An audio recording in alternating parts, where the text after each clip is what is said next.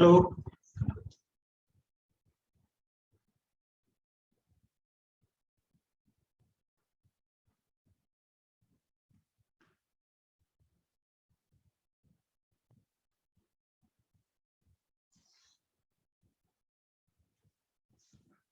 Hello. Yes sir. Good morning sir. Good morning.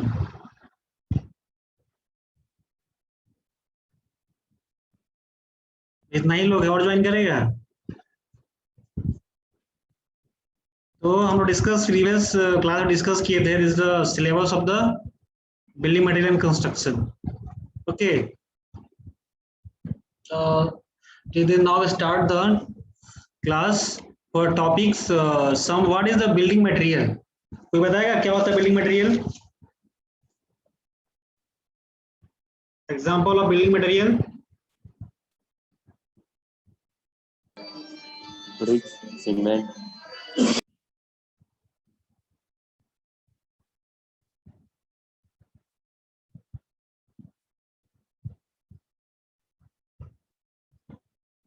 क्या क्या बोले?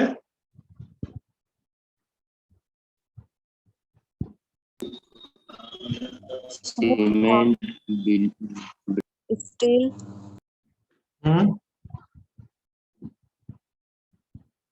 सर सरिया। सरिया। Okay, yes. सरिया। कोई स्टील कोई सरिया। अच्छा, what is the difference between steel and reinforcement?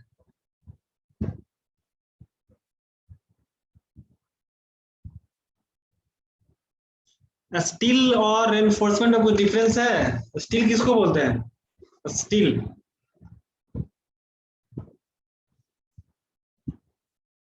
Sir steel जो प्लेट वगैरह होता है, जैसे कि सर ढलाई वगैरह में भी जो प्लेट लगता है सर, वो होता है। और सरिया में सर जो रोड को हम लोग बांधते हैं उसको बोलते हैं। ओके। और कोई?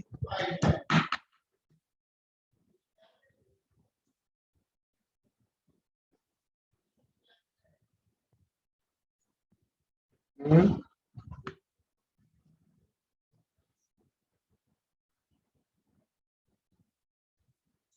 नहीं, देखो फर्स्ट हमारा जो बिल्डिंग मटेरियल स्टार्ट कहाँ से होता है? Work start the work. तो फर्स्ट तुमको नीड चाहिए, तुमको जो भी स्टार्ट करने के लिए कोई भी बिल्डिंग, सपोज एक बिल्डिंग मटेरियल बिल्डिंग। ओके, तुम एक बिल्डिंग बना रहे हो तो उसके लिए तुमको क्या क्या रिक्वायरमेंट है घर बनाने के लिए? सर घर लैंड, बनाने के लिए जमीन, जमीन। ओके, और हमने पूछा मटेरियल। घर बनाने के लिए which type of material required for the construction of building? Bricks, cement, okay, 1 minute, wait 1 minute।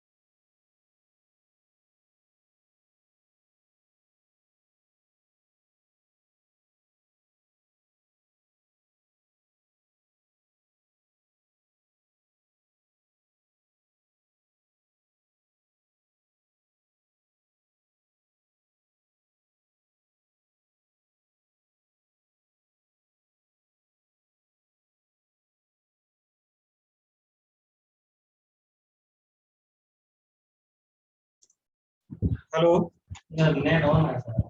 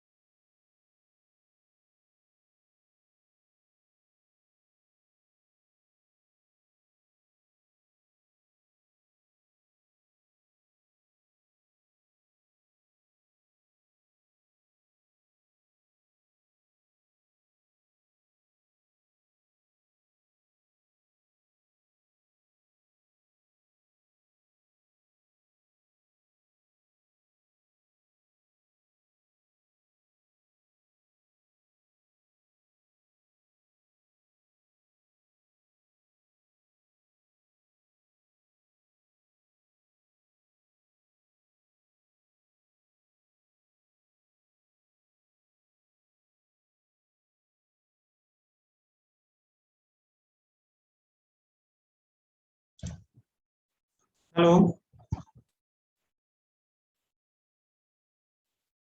Hello. Yes sir. Okay. So then now, first you define the reinforcement. देखे हो reinforcement, तुम लोग सरिया देखे हो? Yes sir. Yeah, size of reinforcement. Hello. Okay.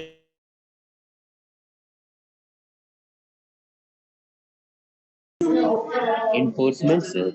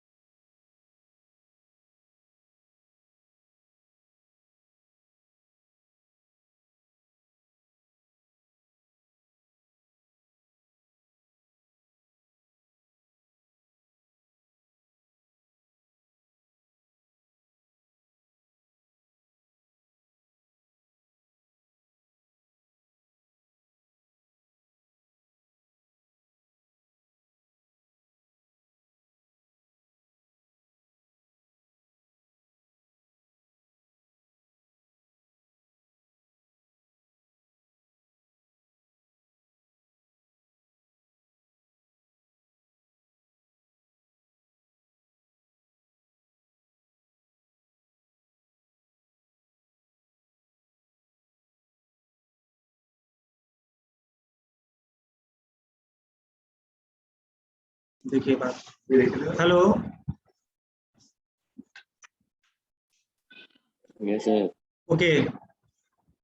वो size of reinforcement क्या क्या होता है बताओ, तुम लोग को जानते हो?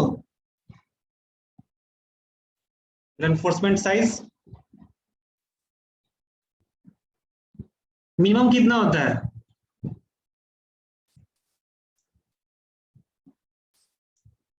एक रेनफोर्समेंट का लेंथ कितना होता है?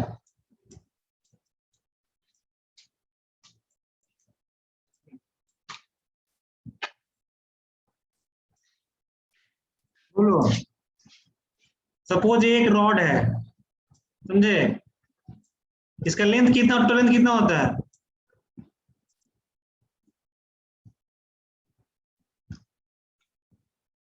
एनीवन?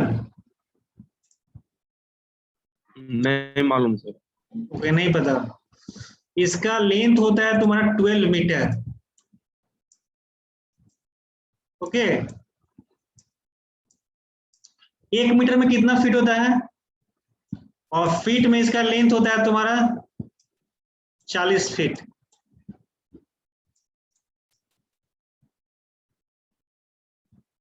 क्लियर है? Yes, sir. ओके, तो how to find the weight? अगर हमको इसका वेट निकालना है तो कैसे फाइंड करोगे? कोई idea?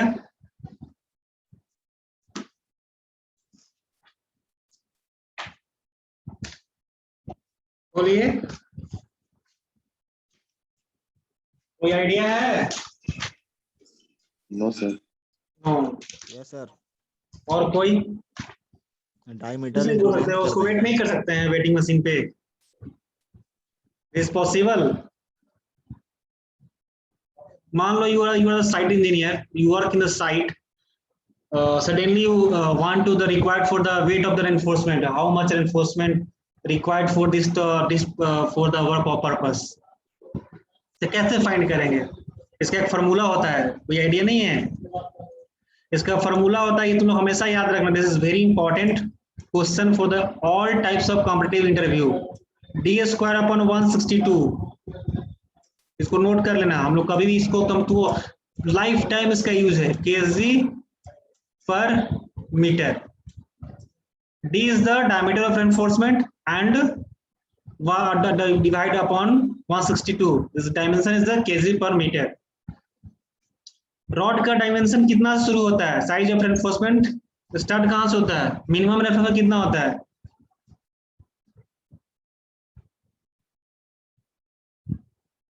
How much size of minimum size of reinforcement and maximum size?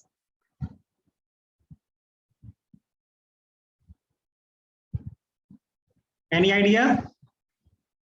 Yes और नो? तुम लोग जनरली घर बनते देखे हो तो नहीं देखे हो कितना इनका छड़ सरिया आता है? सर बस देखिए सर, मेजर नहीं किए कभी। वो मेजर नहीं किए हो? Okay, start from the 6 mm, okay, it is mm dimension, 6, 8, 10, okay, this is 12, 16, 20, 25, 30, okay, 32, 36, 40, 42, 45, okay, and then is the 50, 52, the shown is 80 तक जाता है, ठीक है, ओके, 80 तक इसका साइज रहता है। बट इंडिया में हम लोग कहां तक यूज होता है? M36 तक।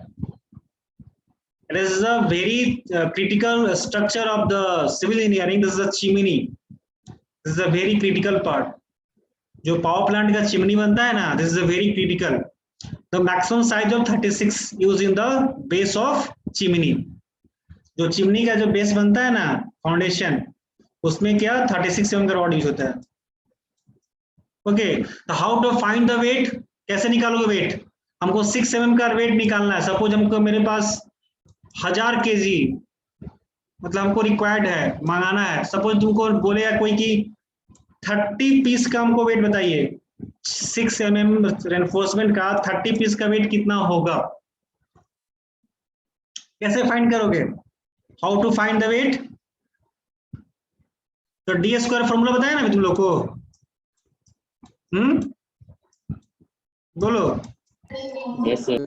तब पुट करो, जब बोलते हैं तो पुट करो ना। जब तुम्हारे पास already formula you are known, then you put the value, then get the result. कितना होगा 6 mm का रॉड का?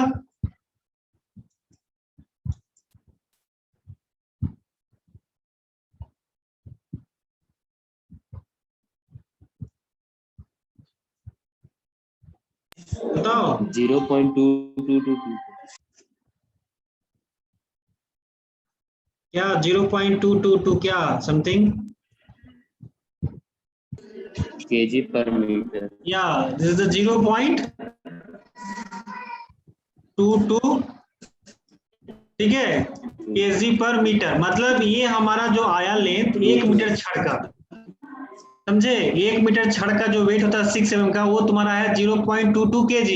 तो हमको कितना निकालना है, कितना मीटर का? सपोज हमको बहुत तुम्हारा सब 1000 मीटर है, तो 1000 मीटर लेंथ है हमारे पास है, उसका वेट निकालना है। 2000 मीटर है, 3000, 1 लाख मीटर है, तो उसको क्या करेंगे हम? 0.22 से मल्टीप्लाई कर देंगे। सपोज 1000 मीटर का निकालना है इंटू 0.22, ओके, मल्टीप्लाई करो, कितना आएगा?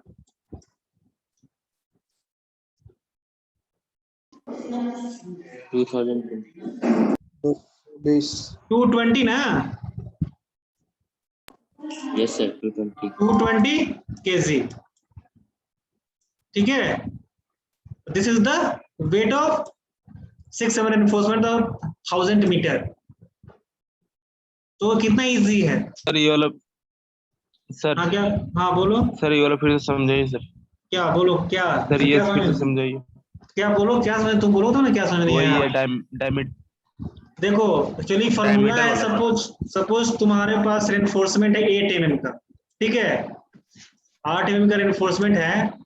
हमको बस निकाले कि हमको 100 मीटर का हमको वेट निकालना है, ठीक है। 100 मीटर रेनफोर्समेंट है, उसका वेट कैसे निकालेंगे? अब तो तौलने तो कहीं नहीं जाएंगे हम वेट करने।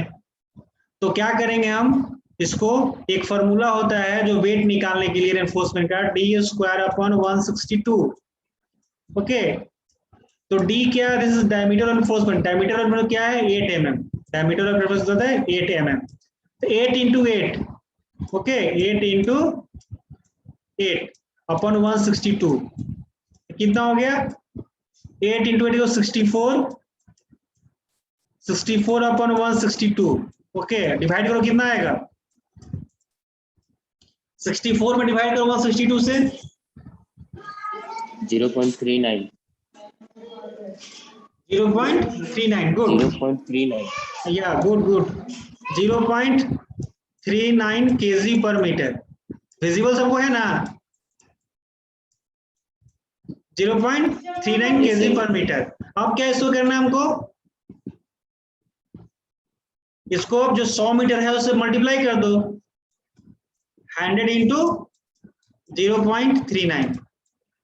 100 मीटर एक, मतलब मेरा 1 मीटर का वेट है तुम्हारा 0.39, तो हमको 100 मीटर का वेट निकालना, मल्टीप्लाई कर दें, कितना आएगा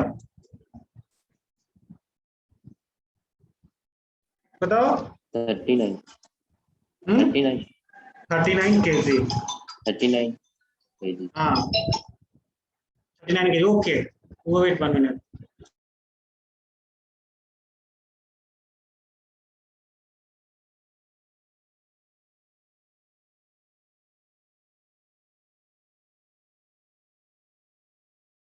नहीं कोई दिक्कत नहीं है, उनका वो तो दिन काम है आपका, उनके है ना, आप बाहर खड़ा नहीं कर सकते। हाँ हाँ हाँ, अरे कोई दिक्कत नहीं, मैं पर्चा भेज दे रहा था ना साथ में, वो ग्रुप रहेगा। हाँ हाँ हाँ, अरे आप ये भैया आपका बोलते हम भेज दे रहे, ठीक है।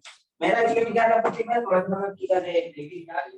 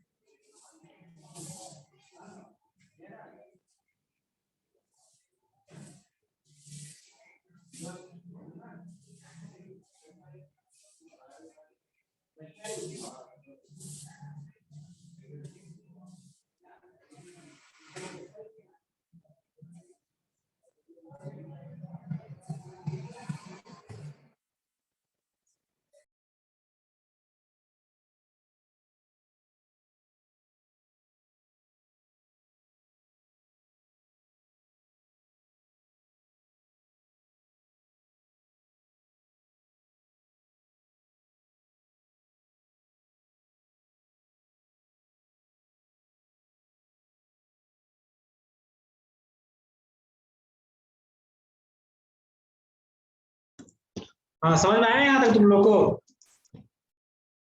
इसमें कोई डाउट तुम लोग को? यस सर, एक डाउट है सर। हाँ बोलिए।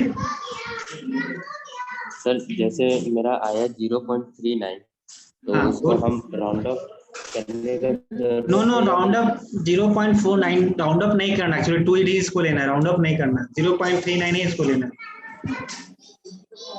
जैसे मेरा हम कैलकुलेटर से किए तो 0.395 आया सर। ओके, मतलब तो सर उसको राउंड अप कर देते 62 64 में डिवाइड करने से कितना आ रहा है? 0.3950 समथिंग आ रहा है ना? हाँ 0. इसको लेना है, 0.39 ही ले सकते हैं, क्योंकि अगर 6 रहता 0.396 तब हम इसको 0.40 लेते। ठीक है, मतलब 5 पे नहीं लेंगे सर? नहीं 5 पे नहीं ना, 5 का अगर नीचे रहता तो क्या करते तुम? तब भी नहीं लेते। 5 से जो ऊपर आ जाएगा तब तो लोगे ना। Yes sir, yes. तो 0.39 और सर ये फॉर्मूला सर, उसका डेरिवेशन सर क्या फॉर्मूला सर, डेरिवेशन ये स्क्वायर अपॉन 62 से आया ये फॉर्मूला? ये फॉर्मूला कहाँ से आया? एक्चुअली ये फॉर्मूला कहाँ से आया? तो ये फॉर्मूला बना हुआ है, एक्चुअली हमको नहीं पता कहाँ से आया, लेकिन जस्ट ये वेट निकालने का फॉर्मूला है। Okay, this is formula for the use of the find the enforcement weight. Actually तुम बुक्स में भी तुमको नहीं मिलेगा मैक्सिमम। एक्चुअली जब भी तुम साइट पे वर्क करोगे तो तुम एस्टिमेटिंग कॉस्टिंग जब पढ़ोगे ना, एस्टिमेशन कॉस्टिंग, तो तुमको सारा डिटेल्स में पता चल जाएगा, कैसे how to find the weight, सारा डिटेल्स तुमको उसमें पता चल जाएगा। ओके सर, समझे? तो this is part of the estimation costing. Civil का जो मेन बैकबोन होता है this is estimation and costing. अगर तुमको सिविल इंजीनियरिंग में पढ़ रहे हो, मतलब किए हो, अगर तुमको एस्टिमेशन कॉस्टिंग नहीं आता है तो तुम मतलब इंजीनियर नहीं हो, क्योंकि मेन तो तुम्हारा काम क्या है? तुम तो आर्किटेक्चर नहीं हो कि ड्राइंग बनाओगे, तुम तो सिविल इंजीनियर। तुम तो जो भी काम है, अगर कोई भी काम, ब्रिज, बिल्डिंग, कोई भी काम स्टार्ट होता है तो first you done the estimation कि how much material spend in the structure, okay, this project. तो हम लोग को पहले फाइंड करना है कि how much material spend in the project, how much cost, कितना कॉस्ट इसका आएगा। तो this is the part of the estimation and costing. Okay, ये तो हम तुमको एनफोर्समेंट बारे में बता रहे थे कि तो इसमें तुमको हम ये एक बता दिए कि this formula of the find the weight, this is a very important, very very important. ये this is the question of the interview question. देखो साइट और बुक्स में और तुम्हारा फील्ड वर्क में, this is the difference, is the बहुत big difference. एक आकाश और जमीन का डिफरेंस होता है। एक तो जो बुक में पढ़ते हो, एक्चुअली बुक में पढ़ते हैं कि 1 मीटर इक्वल टू, एक यहीं तो तुमको डिफरेंस बता रहे हैं 3.28 फीट। ओके, पढ़ते हो ना तुम बुक में? कितना Yes बोले or no? सर? 3.8? 1 मीटर में कितना फीट होता है? 3.28। बट जब प्रैक्टिकली तुम जाओगे तो 1 मीटर में तुम्हारा 3.33 आ जाता है। ये कैसे? How it is possible? मतलब हमारा 5 mm डिफरेंस हो जाता है। कैसे? How to proof? सपोज ये रेनफोर्समेंट है, ठीक है, ये रेनफोर्समेंट का लेंथ होता है मीटर में 12 मीटर, और ऐसे हम लोग बोलते हैं 40 फीट। एक बार तुम मल्टीप्लाई करो, 12 इंटू 3.28 से मल्टीप्लाई करो, कितना आता है बताओ तो? एक बार मल्टीप्लाई करो तुम 12 इंटू 3.33, बताओ कितना आता है दोनों का?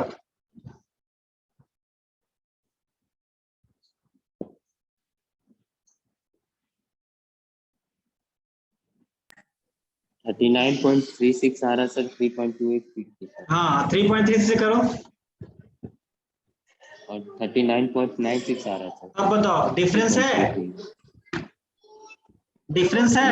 0.6 का। कितना का डिफरेंस है? 0.6। 0.6। तो 0.6 मत सोच लो कितना, अगर दिन भर में ये अगर 100 या 100 क्या 1000 2000 एनफोर्समेंट अगर यूज होता है एक साइट पे, तो कितना का उसको कॉन्ट्रैक्टर को बचत होगा? 6000। सोचो इतना सारा एनफोर्समेंट वो चोरी कर लेता है।